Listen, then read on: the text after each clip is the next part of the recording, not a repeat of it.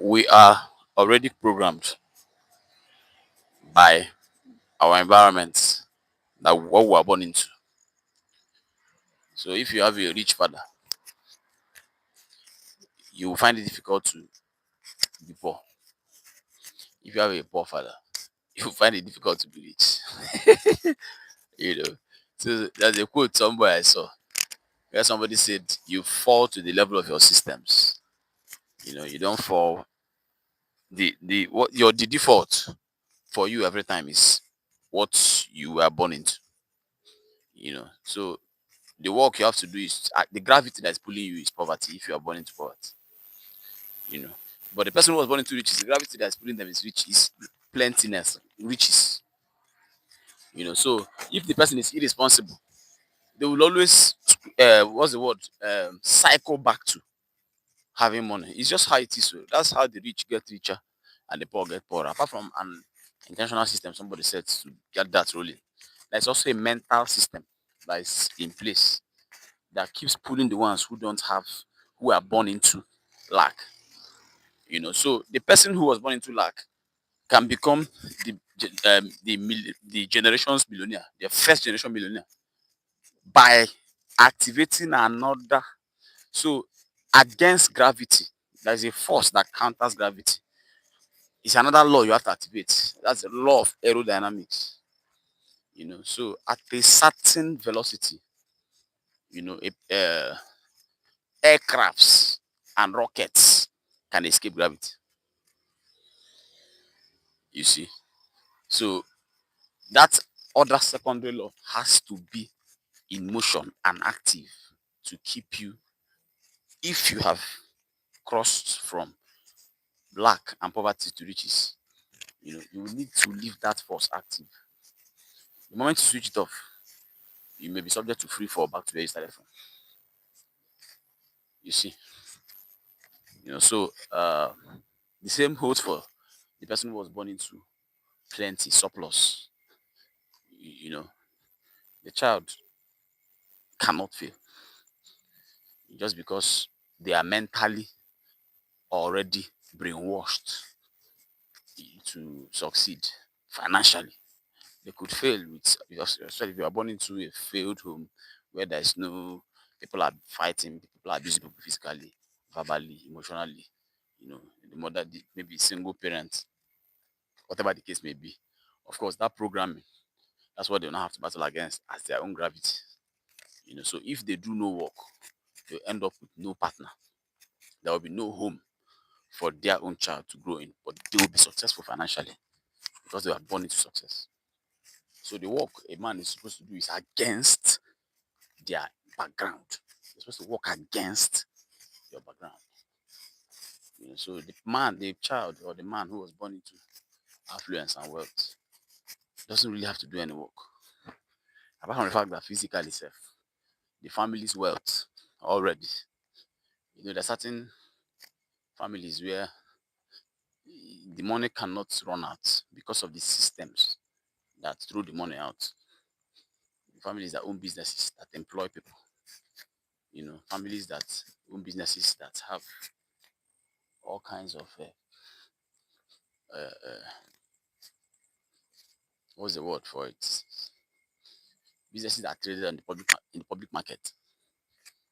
You know, so it's a lot of supervision and interest in the business. You know, and then the rest of the family is living off dividends that keep coming. So you're irresponsible for 1 month. You lack some money for 2 days, and then at the end of the month again, cash comes in again. You see, so physically speaking, irresponsibility cannot run the money out.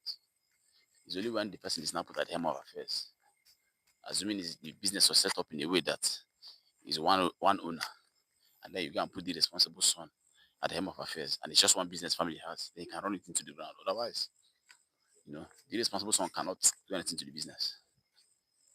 That's how people will businesses to cats and animals. Not for the animals to run them. The business is just put in the name of the animal. But there is a structure already that is rolling every day. There are people working in those businesses that keep the cash flow going. But this applies to every other thing. So whatever you are born into, you have to work against it if it's negative. So some of us who are born into homes they call middle class, I think we're one of the worst because we it's not clear cut what you want to avoid. The man who was born without shoes in his leg, that one is he has a fear that will remind him. He has things to run away from, things that give him trauma, that remind him where he's coming from in case he wants to lose concentration. But middle class is a very dangerous class, you know, because you're not completely in lack. But now with inflation, the person is now the new poor man. So you're realizing late in life that you are actually it was a mask over the fact that you are born into poverty. You see, so the man who is in this group that is not rich, that's the class. That other class is the class that are not rich. As a man, your father was not rich. You have a lot of work to do. You need to keep the engine on that work against the mental programming.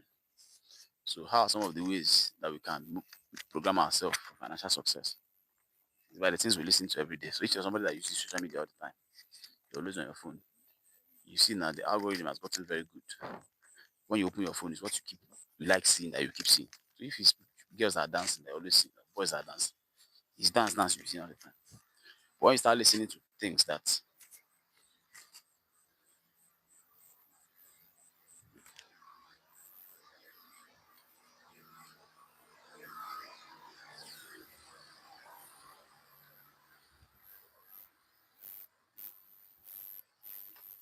so when you start listening to things that serve to motivate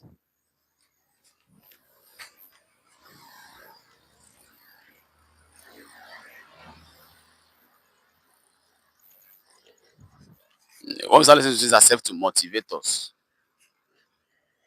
the doom scrolling we do will now amount to generating kinetic energy against what we have to work against. So a lot of adult life is action and then rest, accompanied by scrolling. Then action, then rest, accompanied by scrolling. So you're working against the inertia and gravity that you have to work against by whatever means you're working against it. Then when you're resting, you're supposed to be mentally programming yourself to support the work you're doing already.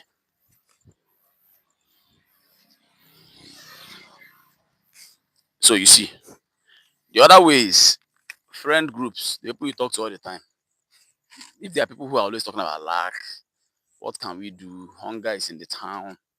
They always they enjoy that. But I know people who like to talk about the difficulty and how things are hard and how you know. I know a couple of people like that. They just like to do it to take away attention from them sometimes. They have some cash on them. They want you to not feel like they have anything. So they now start preaching all these realities that you will agree with, and they wallow in a lot of that. That type of conversation will not work well for you because that's what was drummed into your brain without your permission.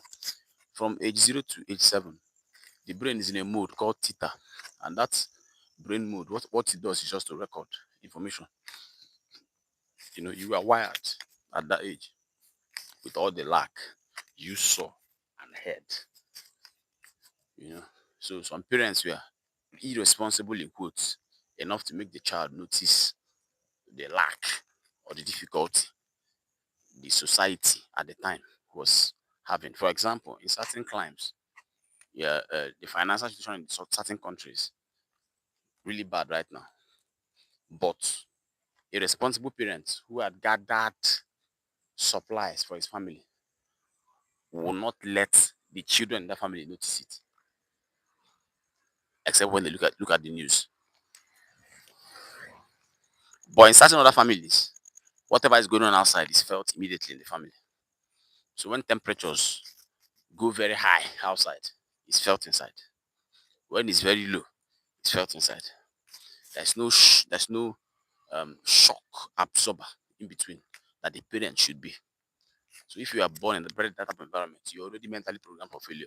You're already going to settle and look at how much you're struggling now.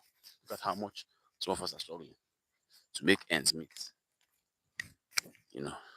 But look at if you look at those children of people who are affluent, you see the way it looks like things are. Sometimes we explain it away and say the father left money for them. Sometimes it's not it.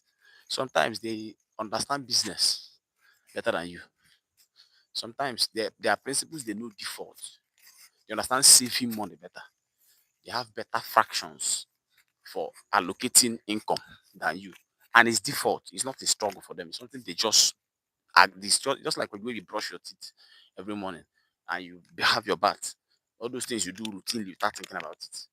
They don't think about some of the financial um uh the good financial principles that they recorded into their system when they were younger. They don't think about those things. And those things sustain supply, financial supply. Again, unconsciously for them. But we on this other side, whatever that created the lack that's in the family, all the recipe, all the ingredients that created that lack, that is everything that's in our own head, you know. And it's worse in the middle class, like I was saying. The middle class dresses very well. The ones that look rich, they're the ones in the middle class now. You know, so they dress very well. You learn to spend money on how you look. And there are all kinds of mental models that support that, you know. And then you learn to pay attention to um, perception, for example. You want to look a certain way to the people who are looking at you, maybe your neighbors, colleagues. The poor man sometimes does not care. He's just trying to eat food. You know, it's the man in the middle who is bothered about some of these things. And they will go the extra mile, sometimes go beyond income to sustain this, whatever, you know. And then the child grew up in that setting where this is what they recorded. That type of irresponsibility financially. So they're under this pressure that nobody put them on except themselves, you know, to show up a certain type of way. So when you look at the middle class, you can't differentiate them sometimes from the rich until it's time to pay huge bills. You know, they're even the ones they have very good taste, drive good cars at times. You know, but then those some of those things that they put there that they stay in certain homes. You know, so it's a lot of liabilities that they accumulate, and then they work jobs. So the jobs just fund the life and the bills. So the person works a job that just funds their bills, and that's it. Nothing in the middle to do anything with. But the rich man had businesses he was running, working or not working, had businesses, you know, that people were working in and making money for him in that sense, you know. And then there were formulas they used to break the money down when profit comes in and where the money goes to, you know. And it's a system that runs. And when the child is born, the child is shown the formula. When money comes in, social amount goes to tax, social amount goes to is sent back into the company. Social amount goes, this is the percentage that you can now take and spend. This is what and it's a default for the child. The child already knows. So when his own money comes in, also, he's already breaking the money up like that already. He's already financially responsible without being taught because he saw those things happen in real time. He was again mentally programmed with the correct information financially. Plus the fact that the environment is already financially free and there's supply of cash in that environment. So there's no scarcity. Even mentally, there's this scarcity mentality with the rest of the population. That's not there with the rich. So the child just knows that when they need something, they get it. They just know that food should not be lacking. They don't know what lack of food is, you know, and they will never know it till they die, even as adults. And then they perinate the same thing to their children. And that cycle continues. And the rich stay rich, the poor stay poor. So the man who will cross from this side to this side has to make sure that the force of discipline is always on, the force of programming. So you want to get good quality friends who are always talking about how to move forward. So when you're relaxing, you're programming yourself. You have to, the program is the problem. You know, your brain has already been wired. So you have to rewire it. You have to rewire your brain. You have to redo the information that was given to you without your permission. Now, consciously, you have to unlearn those things. But you don't unlearn them by unlearning, just unlearning them in emptiness. It's bringing an alternative system, an alternative program to displace that one, the one that is running already. And the way to do it is, rather than doom scrolling, you can doom scroll, take stock. You know, there's this TikTok algorithm uh, rule, the Andrew Tate. Andrew Tate is always screaming and shouting, and most of the things he's shouting about are things that can make a man, that can keep a man. You know, financial responsibility. He's preaching what the essence of a man is: protection, provision, those types of things. You have to live aside the realm of emotion. How you feel is not very important as much as how a woman feels. A woman's emotion should be paid attention to more than that of a man. A man is supposed to be a man regardless of how he feels.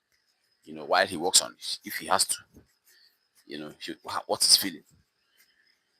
And a couple of other people there also who have lived the life, who have been through storms, and who are teachers, and they are sharing their experiences, sharing lessons.